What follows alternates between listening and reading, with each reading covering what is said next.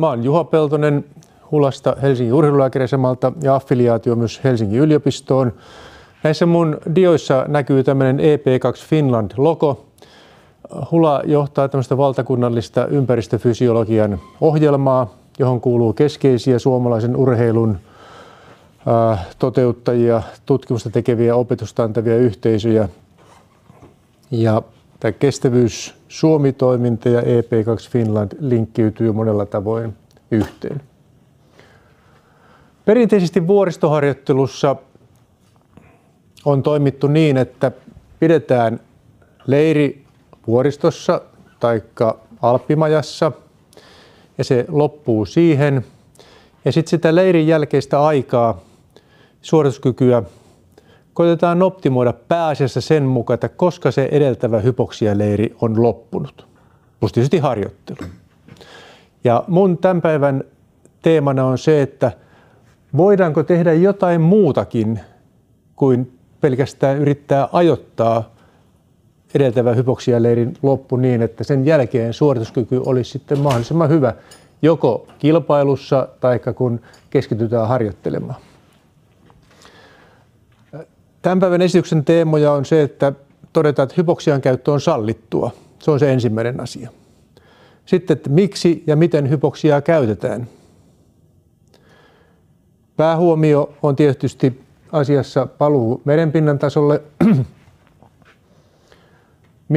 Minkälaisia vaikutusmahdollisuuksia on yrittää säätää harjoittelua ja suorituskykyä. Minkälaista yksilöllistä seurantaa voi tehdä. Se on äärimmäisen tärkeä, niin kuin äsken Karinkin esityksessä näkyy.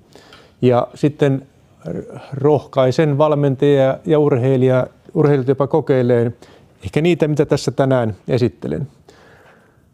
Nykyään tulee myöskin enemmän ja enemmän sitä, että käytetään enemmän kuin yhtä ympäristöaltistetta. Ja siitä ehkä tänään muissakin esityksissä kuullaan lisää. Maailmassa asuu 1,5 kilometrissä tai se yläpuolella yli 500 miljoonaa ihmistä. Kysymys ei ole sitten mistään erityisen eksoottisesta ympäristöstä, vaan se on normaalia asumista ja elämistä. Tuolla 80-90-luvun taitteessa ja 90-luvun alussa rupesi tulemaan tämmöisiä keinotekoisen hypoksian ratkaisuja enemmän. Suomessakin lähdettiin siihen mukaan ihan alkumetreiltä. Ja on ollut erilaisia vaiheita sitten, että missä päin maailmaa ne on olleet välillä sallittuja, välillä ne on kiellettyjä. Mutta tällä hetkellä tilanne on se, että hypoksian käyttö ei ole kiellettyä. Ei tämän keinotekoisenkaan hypoksian käyttö.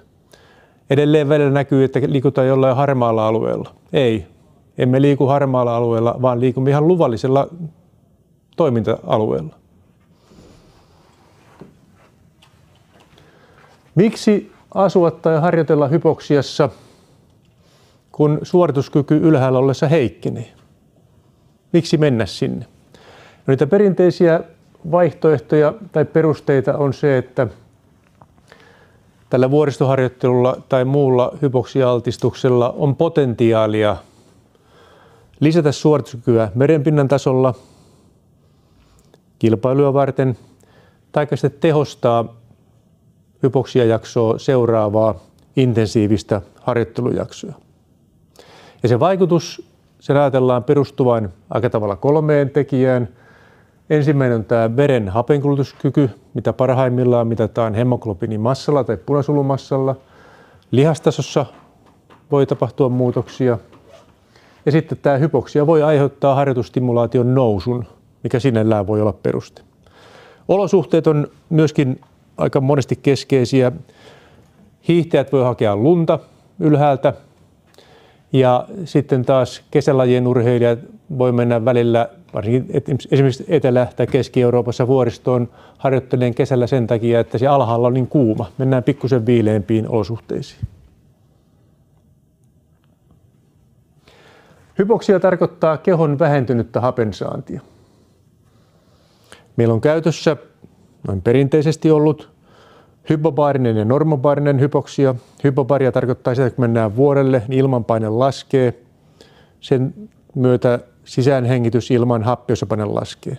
Normobaarinen hypoksia tarkoittaa sitä, että on ihan normaali ilmanpaine, niin kuin hypoksiateltassa tai alppimajassa tai hypoksiahuoneessa, mutta sisäänhengitysilman hapen osuus on pienempi ja sillä tavalla saadaan se sisäänhengitysilman happiosapaine vähemmäksi. Mutta sitten toinen tapa ajatella tätä on systeeminen ja paikallinen hypoksia.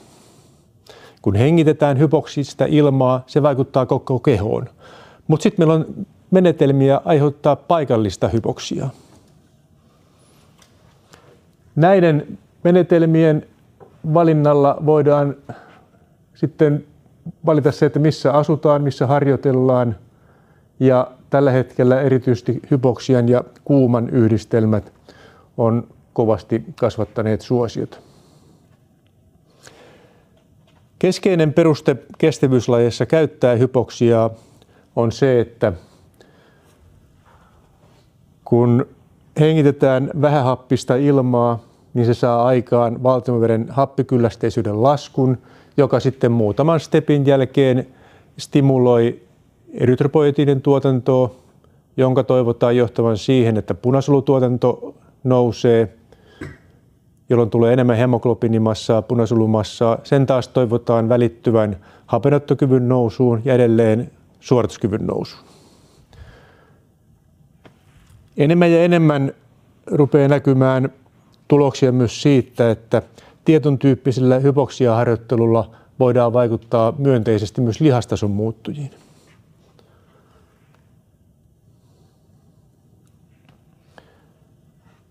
Tässä on kuva muutaman vuoden takaa suomalaisesta tutkimuksesta. Se oli suomalaisia maajoukkueurheilijoita. Tässä oikealla näkyy hemoglobiinimassan muutos prosentteina. Katkoviivan alapuolella tuossa nollan alapuolella on urheilijoita, joilla hemoglobiinimassa heikkeni hypoksialeirin jälkeen ja sitten nollan yläpuolella ne, joilla se parani.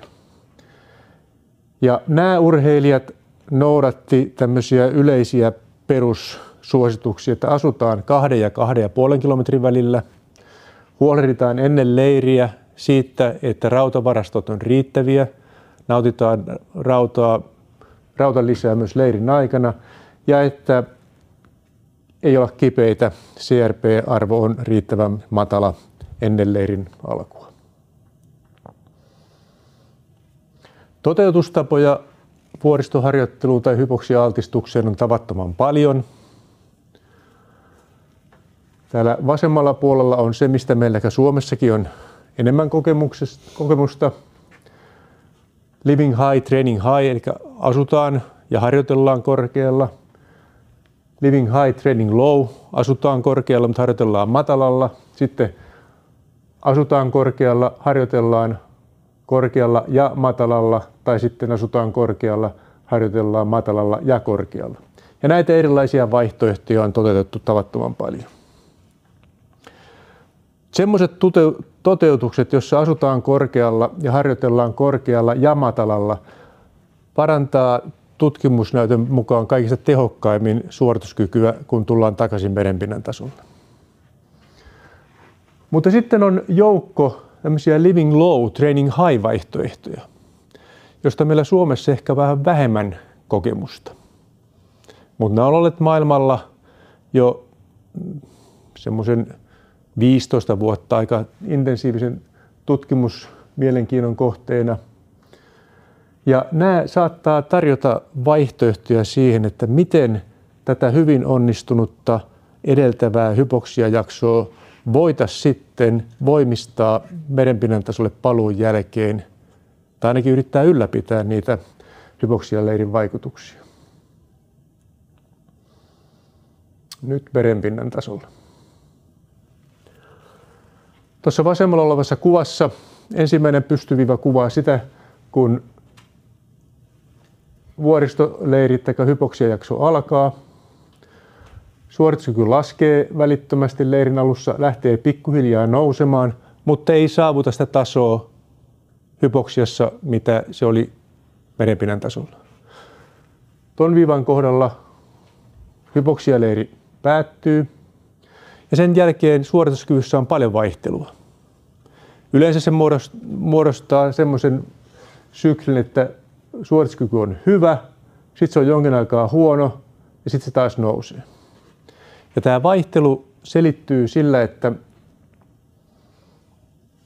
hermolihasjärjestelmän muuttujilla. Jos on käyty harjoittelemassa alempana, tehty tehoharjoituksia siellä, niin yleensä tämä ei ole mikään ongelma. Ventilaatioherkkyys ja sen vaativa energia vaihtelee myöskin merenpinnan tasolle paluun jälkeen.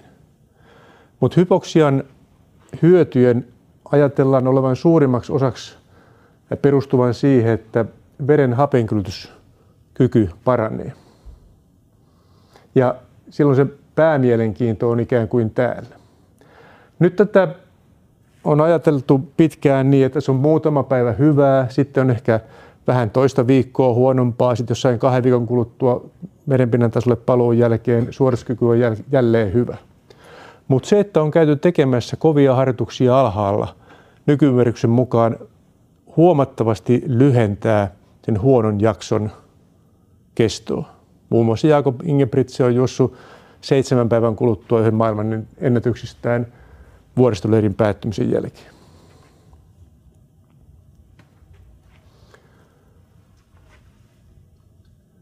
Hemoglobiinimassa laskee nopeasti merenpinnan tasolle paluun jälkeen. On erilaisia näkemyksiä siitä, kuinka nopea se lasku on. 7% lasku muutaman päivän kuluttua. 2 viikossa hemoglobiinimassa palautunut ennalleen. Ja sitten tässä viimeisessä tulos, jossa hemoglobiinimassa säilyi 2 viikkoa korkeana, mutta lähti sen jälkeen laskeen ja 6% lasku vähän reilussa kuukaudessa. Tässä on kenialaisia kestävyysjuoksijoita. He asuvat yli 2 kilometrissä, tulivat Nairobiin ja sen jälkeen Euroopan kiertueelle. Ja täällä Euroopassa mitattiin heiltä sitten viikon välein kutakuinkin hemoglobiinimassaa. Ja tässä näkyy keltaisella se viiva, joka noudattaa linjaa, jonka mukaan normaali punasolujen kierto ja uudismuodostus olisi se, että miten se hemoglobiinimassa säilyisi. Mutta pudotus hemoglobiinimassassa on paljon nopeampi. Ja niitä syitä ajatellaan olevan 2. Ensimmäinen on neosytolyysi, eli retikulosyytti ja näiden kaikkein nuorimpien punasolujen hajoaminen. Ja toisaalta sitten se, että punasoluja ei synny uusia merenpinnan tasolle paluun jälkeen samassa suhteessa kuin niitä hajoaa.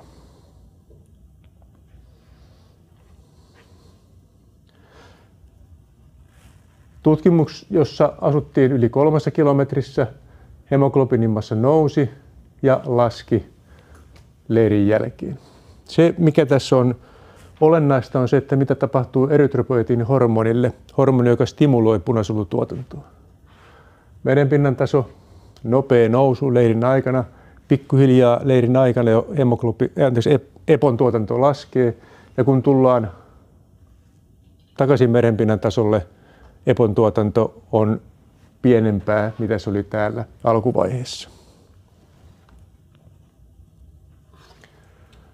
Tutkimus, jossa pysyvästi vuoristossa asuvia seurattiin merenpinnan tasolle paluun jälkeen.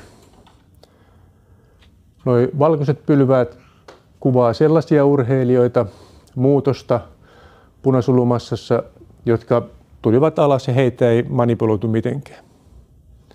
Aika isoja pudotuksia 10 päivän kohdalla. Nämä 3 harmaata pylvästä on urheilijat, jotka sai EPOa. Ja heillä punasolumassa säilyi. No nyt sitten tietysti looginen kysymys on se, että onko olemassa joku hyväksyttävä tapa stimuloida EPOn tuotantoa, joka on eettinen, laillinen ja vielä moraalinenkin, että ei tehdä vilunkia tietenkään. Ja löytyisikö täältä vähän niin kuin uudemmista hypoksian käyttötavoista apua siihen asiaan, kun ollaan palattu takaisin merenpinnan tasolle? Mahdollisuuksia on monia. Meillä on systeemisen hypoksian tapoja, eli hengitetään semmoista ilmaa, missä on vähän happea. Se voidaan tehdä levossa tai harjoituksen aikana. Ja näistä otetaan ensimmäisenä käsittelyyn intermittent hypoxic exposure, joka tarkoittaa sitä, että ollaan jaksottain pätkiä hypoksiassa. Tätä on käytetty kahdella tavalla. Päivittäin tunnin annoksia, 5 minuuttia hypoksiaa, 5 minuuttia merenpinnan tason ilmaa, 5 minuuttia hypoksiaa ja niin edelleen. Ja niissä ollaan oltu aika korkeallakin, 4-5 kilometrissäkin. Toinen tapa on se, että ollaan ikään kuin urheilukorkeuksissa, mutta ollaan yhtämittaisesti, vaikka pari tuntia. Ja tähän voidaan liittää sitten hypoksista harjoittelua. Ja tämmöinen continuous hypoxic training terminä tarkoittaa sitä, että harjoitellaan vähintään 30 minuuttia peruskestävyysalueella. Ja näitä asioita me suomalais-sveitsiläis- yhdysvaltalaisella joukolla tässä nyt pari viime vuoden aikana ollaan kovasti ponnisteltu tutkimusalueella ja nyt heinäkuussa julkaistiin Journal of Applied Physiologyssa tämmöinen artikkeli. Jappi on yksi näitä alan ykköslehtiä.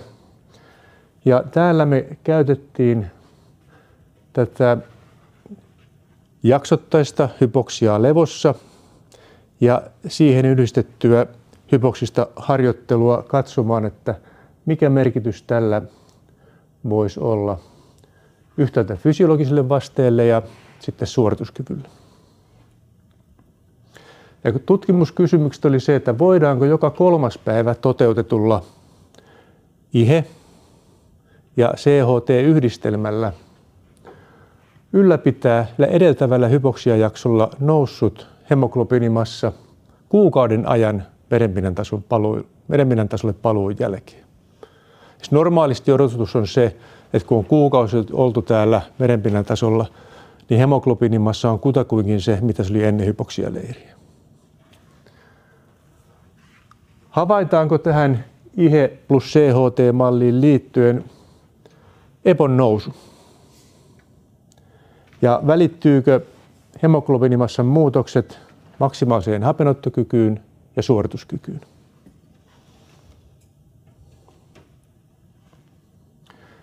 77 urheilijaa ilmoittautui yhteensä mukaan, tai iso määrä.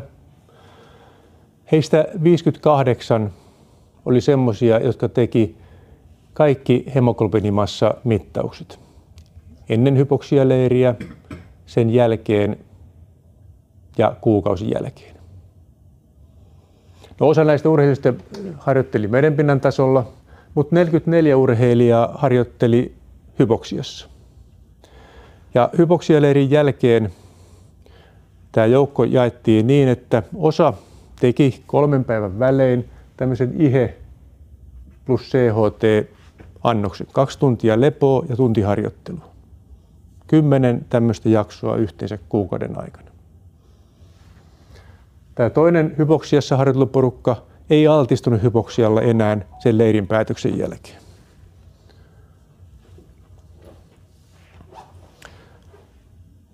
Me odotettiin EPOn tuotannon nousevan, koska hypoksisen altistuksen kesto täällä ylitti 90 minuuttia. Sen pitäisi riittää kirjallisuuden mukaan. Levon lisäksi myös harjoiteltiin hypoksiassa. Se on selkeästi näytetty, että jos harjoittelet hypoksiassa versus vaan olet hypoksiassa levossa, niin harjoittelu stimuloi EPOn tuotantoa selvästi enemmän. Nyt meillä oli sekä lepo että harjoitus. Ja kolmas ajatus, minkä takia ajateltiin, että tämä voisi toimia, on se, että hypoksia-altistus toistui. Ja tuli jatkuvasti. 3 päivää valittiin hypoksia-altistuksen jaksotukseksi sen takia, että nämä retikulosyytit, nuorimmat punasolut, niiden hengissä pysymisaika on vain muutamia päiviä. Jos ei ole EPOa, niin ne kuolee. Jos pystytään tämmöisellä 3 tunnin hypoksia-stimuluksella lisäämään EPOn tuotantoa, niin ne retikulosyytit kypsyy aikuisiksi punasoluiksi ja omalta osaltaan sitä auttaa hemoglobiinimassan ylläpidossa.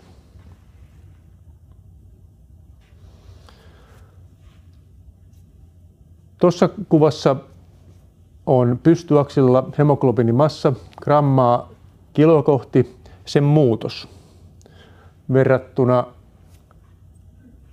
välittömästi hypoksialeirin jälkeen versus ennen leiriä tai otettu näyte, tai sitten ennen merenpinnan tason leiriä ja sitten merenpinnan tason leirin jälkeen.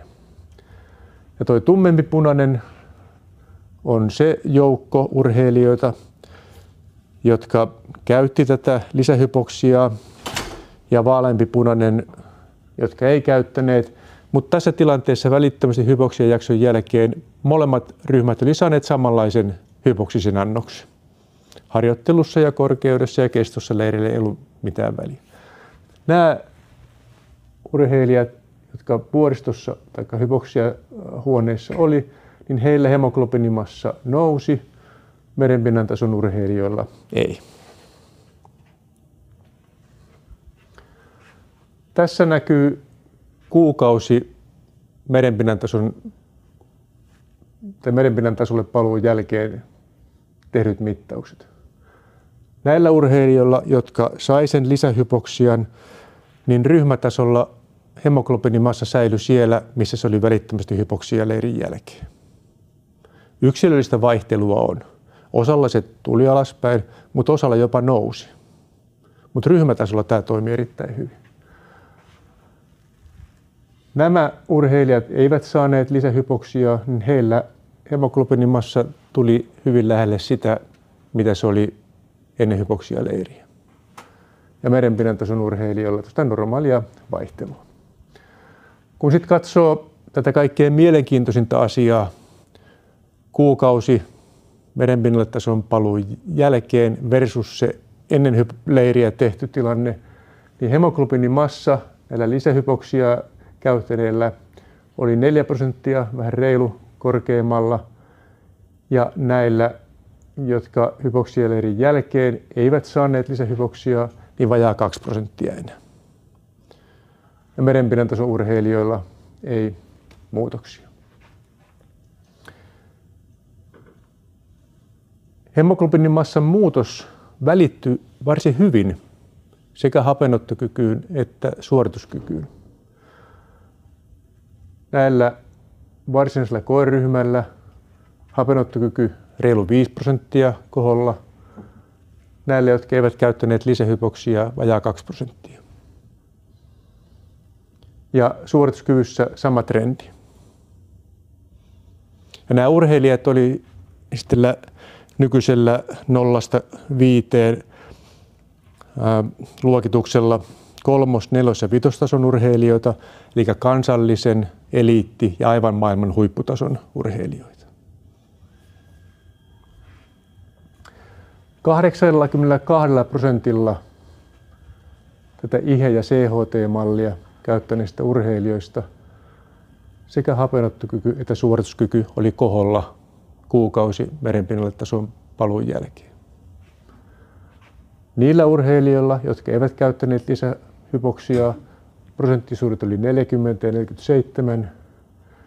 No sitten mittaukset tehtiin harjoituskaudella, mutta se, että ne, jotka harjoitteli vain merenpinnan tasolla, niin se kuvaa sitä, että jo varsin hyvätasoisen tai aivan huipputasoisen kestävyysurheilijan on ainakin harjoituskaudella aika vaikea saada muutosta hapenottokykyyn ja suorituskykyyn, jos ei käytä hypoksia. Toki he ovat voineet muita ominaisuuksia kehittää sillä aikaa, mutta viesti tältä osin on aika selkeä.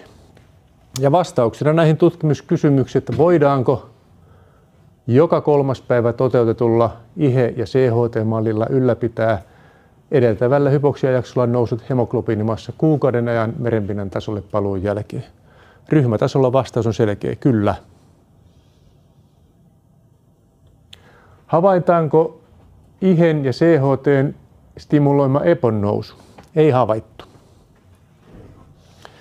Syitä voi olla monia.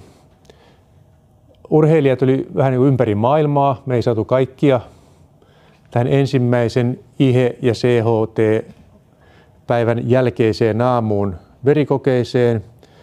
Osalla näkyi EPOn nousu, osalla ei. Mutta sitten tämä EPOn nousun ajoittaminen ja sen mittaaminen on haastavaa. Et nopeimmillaan se EPO voi olla huipussaan 2 tuntia hypoksia-altistuksen jälkeen tai 24 tuntia tai vähän enemmänkin. Siinä on yksilöllistä vaihtelua. Sen EPOn nousun kiinni saaminen on vaikeaa. No minkä takia sitten se hemoglobiinimassa säilyi, niin se voi olla, että se on kuitenkin stimuloitunut se EPO, me ei vaan saatu sitä kiinni. Sitten on tämä jatkuva, kasautuva hypoksia-altistus ja hemoglobiinimassan tasoon vaikuttaa monet muutkin hormonit kuin pelkästään EPO. Ainoastaan EPO mitattiin. Välittyykö hemoglobiinimassan muutokset VO2 maksiin ja suorituskykyyn? Näytti välittyvän varsin hyvin. No, tutkijat ei pelkästään näkertäneet omissa kammioissaan. Viesti valmennukseen on se, että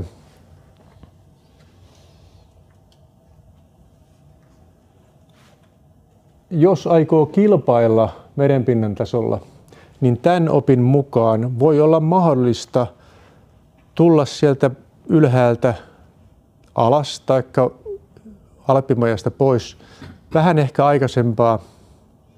aikaisemmin ja sitten näillä keinoilla ylläpitää sitä hemoglobiinimassaa ja varmistaa se, että pystyy tekemään hyviä harjoituksia ja pystyy palautumaan niistä tällä merenpinnan tasolla. No sitten tällä uudella mallilla tietysti on potentiaalia tehostaa harjoittelua merenpinnan tasolla ja helpottaa seuraavaan hypoksiajaksoon sopeutumista. Suomalaisista urheilijoista meillä oli mukana monenlaisia, että oli kansallista tasoa, eliittitasoa ja huipputasoa. Ja tässä on sitten muutamia esimerkkejä siitä, miten meidän ihan ykkösurheilijoita innostui käyttämään tätä myöskin tutkimuksen jälkeen.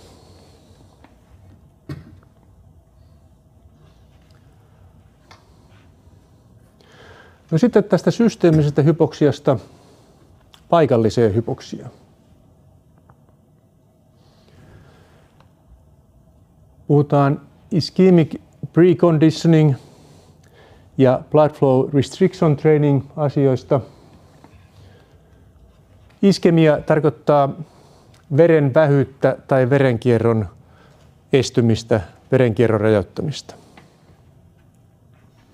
Tämä on menetelmä, jota on käytetty 15 vuotta, 20 vuotta maailmalla enemmän ja enemmän. Ajatus siinä on se, että suljetaan verenkierto 5 minuutin ajaksi 3-4 kertaa 5 minuutin palautuksella. Ja paine mansettiin niin kova, että verenkierto raajoihin loppuu. Kun ne mansetit avataan, niin silloinhan sinne tulee erittäin runsas verivirtaus. Kun tämän jälkeen on tehty normaali alkuveryttely ja sitten kisa tai testi, niin suorituskyky ja hapenottokyky voi nousta useita prosentteja. Tämä toimii myös vuoristossa. Mekanismit valitettavasti vain on vähän huonosti tunnettuja. Mutta jos tätä toistaa ikään kuin harjoittelun omaisesti, niin siitä on näyttöä, että verisuonet voi oppia laajenemaan tehokkaammin. Ja sitten voi olla, että sinne hapen avulla tapahtuvasta aineenvaihdunnasta vastaavien mitokondrioiden kykyyn sitä energiaa tuottaa, niin tulee myöskin parannusta. Esimerkki kanadalaisista uimareista. Kansallisen-kansainvälisen tason uimareita. He uivat joko 100 metriä tai 200 metriä omalla parhaalla tekniikallaan 2 kertaa. Toinen niin, että lytää matalan paineen mansetit, eli mansetit oli olkavarsissa, mutta niihin ei pumpattu ilmaa ja verenkierto pysyi ihan normaalina. Sitten tämä remote ischemic preconditioning tilanne, että nyt niihin mansetteihin sitten olkavarren yläosassa pumpattiin ilmaa niin, että verivirta estyi, alkuveryttely ja sitten altaaseen uimaisella omalla parhaalla tekniikalla. Ja muutos sitten pystyakselilla suhteessa siihen omaan parhaaseen aikaan. Siellä on muutamia urheilijoita, joilla tämä paineen käyttö ei aiheuttanut myönteisiä muutoksia, mutta valtaosalla urheilijoita aika tippui, osalla merkittävästikin.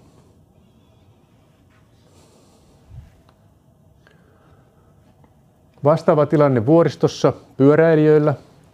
No, nämä nyt ei mitään ihan huippupyöräilijöitä ole, mutta on kuitenkin hapenottokyky keskimäärin 66 milliä kiloa kohti ja maksimiteho yli 400 wattia. Vastaavat jutut, mutta nyt tietysti jalkoihin, kun on pyöräilyssä. Tässä testi tehty, eli niin ylös tänne reisiin, kun saadaan mansetit 3 kertaa 5 minuuttia 5 minuutin palautuksella. Ja sekä 1200 metrissä että 2400 metrissä useimmilla urheilijoilla tämä IPC-menetelmä paransi suorituskykyä.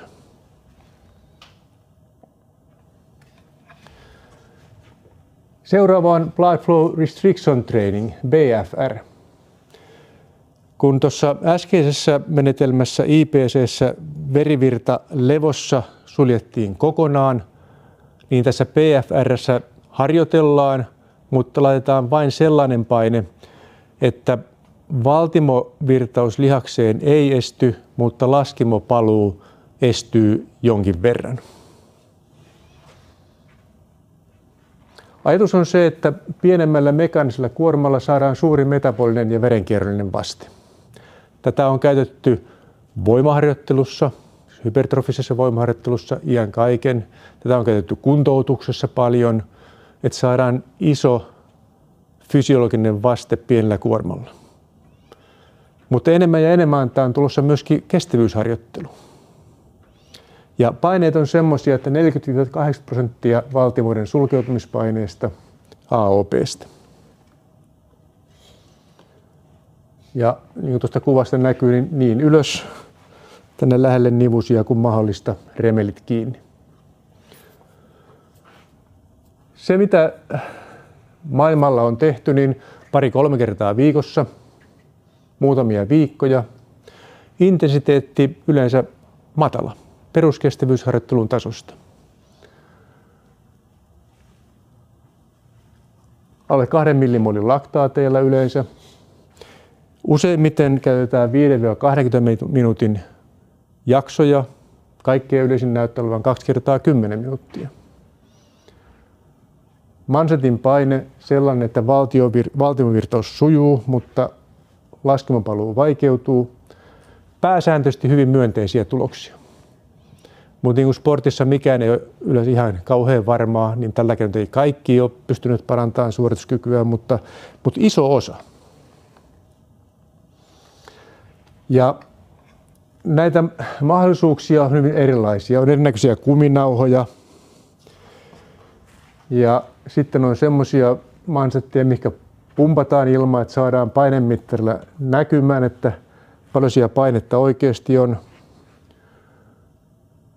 No, mä nyt olen harjoittelun osalta täys turisti, en mikään urheilija, mutta mä oon itse vuoden verran käyttänyt kestävyysharjoittelussa ja voimaharjoittelussa niin tämmöisiä remeleitä ja kyllä se onnistuu.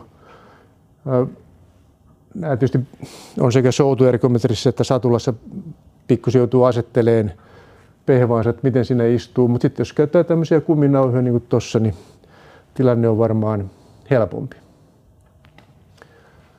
Saksalaista soutajista BFR-harjoittelun tuloksia.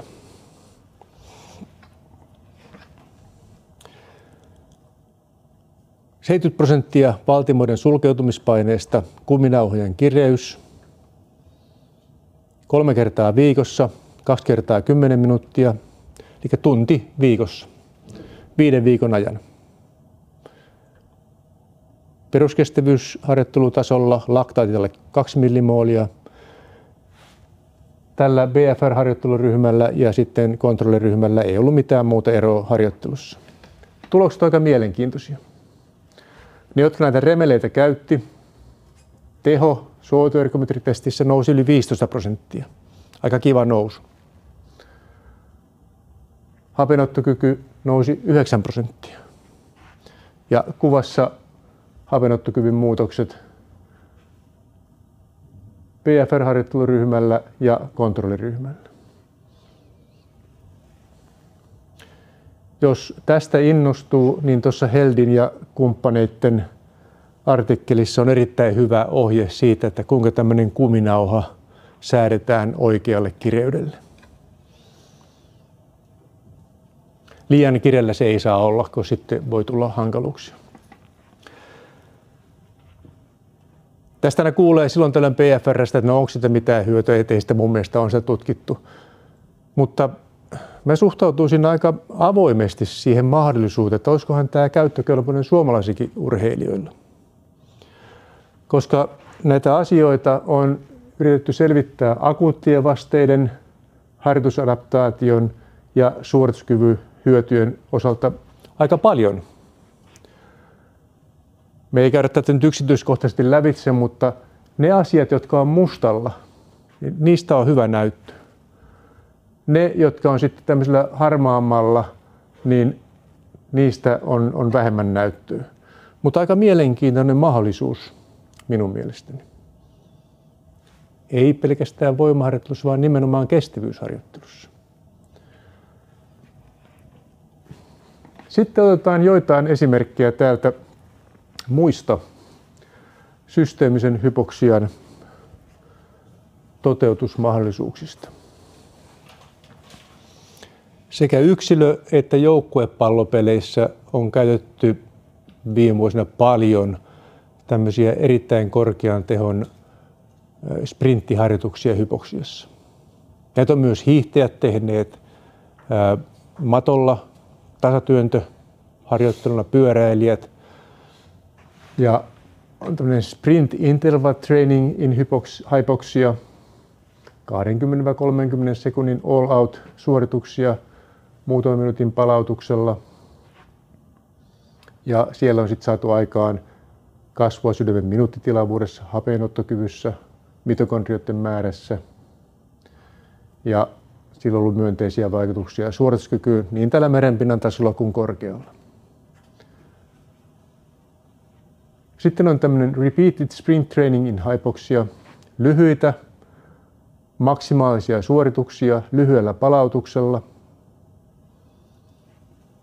Niissä vaikutus on ollut ennen kaikkea se, että kun toistetaan nopeita sprinttejä, niin se kyky ylläpitää sitä nopeaa suoritusta paranee tämmöisellä harjoittelulla. Ja semmoinen ymmärrys on, että se perustuisi enemmän tänne lihastason myönteisiin vaikutuksiin.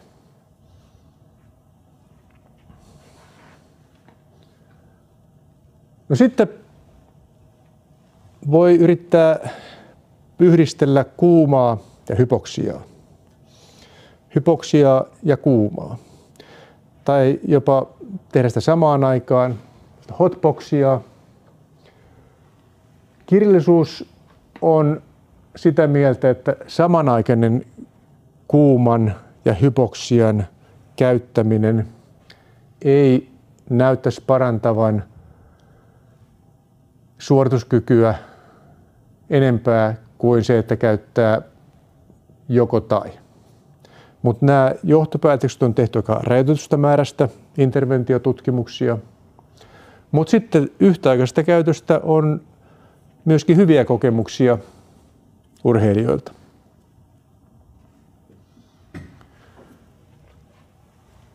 Meillä oli tänään aiheena se, että no mitä tehdä merenpinnan tasolle paluun jälkeen. Tässä on norjalainen tutkimus, hyvän tason pyöräilijöitä, 76 milliä keskimäärin hapenottokyky, 3 viikon vuoristoleiri, hemoglobinimassa nousi siellä odotetusti reilu 4%. He tulivat takaisin merenpinnan tasolle. Kuumaryhmä teki 3 kertaa 50 minuuttia per viikko harjoittelua kuumassa 3,5 viikon ajan. Hemoglobinimassassa ei ollut muutosta, eli hemoglobinimassa pysyi sillä tasolla, mitä se oli tämän vuoristoleirin jälkeen. Kun taas sitten se porukka, joka ei tätä kuuma-altistusta saanut, niin siellä hemoglobinimassa laski lähelle sitä, mitä se oli ennen hypoksialeiriä. Ja tämähän on hyvin samantapainen tulos, mitä tuossa meidän omassa IHE- ja CHT-tutkimuksessa oli.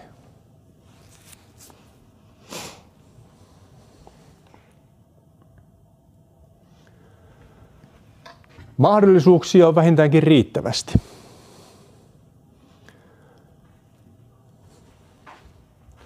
Tässä on Oliver Girardin tämän vuoden review-artikkelista kuva.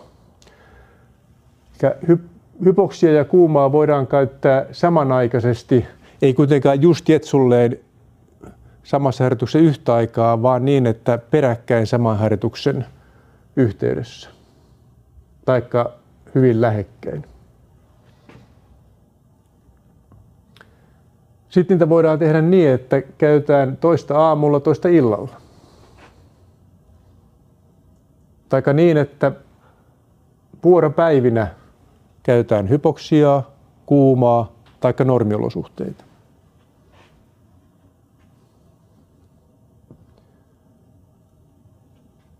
Taikka niin, että hypoksiajakson jälkeen palaudutaan ja käytetään sitten kuumaa.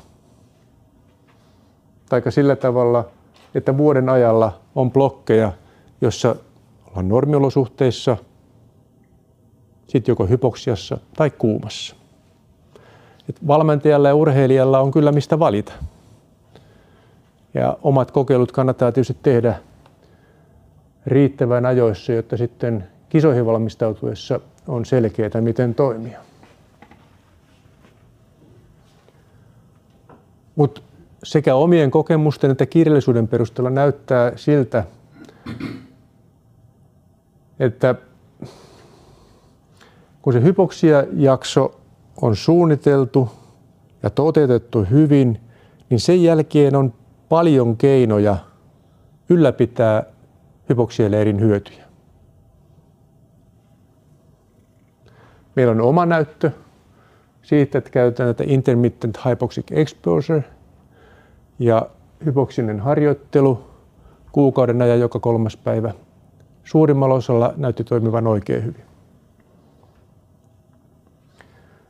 Sprinttiharjoittelusta on paljon tuloksia maailmalta, mutta ainakaan mun tiedossa ei ole, että sitä Suomessa oltaisiin kovasti käytetty. No sitten on tämä blood flow restriction kestävyysharjoittelu. Sillä selkeästi on potentiaalia parantaa hapenottokykyä ja suorituskykyä. Voisiko se olla yksi sellainen asia, mitä merenpinnan tasolle paluun jälkeen voisi kokeilla? Sen hypoksialeirin hyötyjen maksimoimiseksi. Ja herääkö mielenkiinto siihen, että olisiko tällä ischemic preconditioning IPC-menetelmällä mahdollisuus yrittää parantaa kilpailusuorituskykyä? No sitten on kuuma sinällään, kuuman ja hypoksian yhdistäminen. Siellä riittää vaihtoehtoja. Eli valmentajilla ja urheilijoilla on kyllä mahdollisuuksia kokeilla erilaisia asioita. Ja niin kuin tuosta Karin äskeisestä esityksestä kävi ilmi, niin tässä kyllä sitten myöskin se dokumentointi ja seuraaminen on ihan avainasemassa. on aika monta muuttujaa yhtä aikaa ilmassa.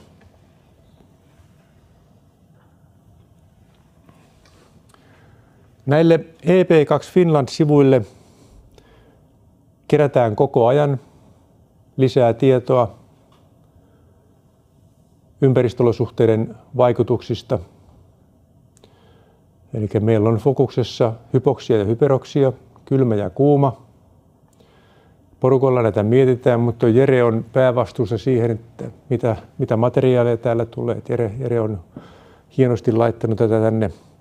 Et käykää katsomassa hula.fi. Nettiosoite on ainakin helppo muistaa. Jos muistaa vielä tämän EP2 sinne perään, niin pääsee suoraan näille sivuille. Materiaalia on sekä suomeksi että englanniksi. Ja sitten mulla on pontevaa voimakkaampi toive sekä täällä oleville että netin päässä oleville kuulijoille. Meillä on tässä ohjelmassa meneillään tämmöinen kysely ympäristöolosuhteiden käytön yleisyydestä Suomessa ja onko lisätiedolle tarvetta. Jos ette ole vielä käyneet täyttämässä tätä kyselyä, niin toivon kovasti, että niin teette. Vaikkapa kun tämä seminaari loppuu tai sitä viimeistään huomenna. Täyttämiseen ei mene paljon aikaa. Se on muutama minuutti. Mutta se on tavattoman tärkeää kuulla suomalaiselta urheiluväeltä siitä, että mitä tietoa tarvitaan ja mistä on hyviä ja mistä mahdollisesti huonoja kokemuksia. Tässä on tämä EP2 Finland yhteisö. Suomalaiset toimijat. Meillä on kansainvälisiä tutkimusyhteistyökumppaneita ja tällä hetkellä ohjelmaa rahoittaa täällä alarivissä näkyvät yhteisöt. Tässä vaiheessa kiitoksia tarkkaavaisuudesta.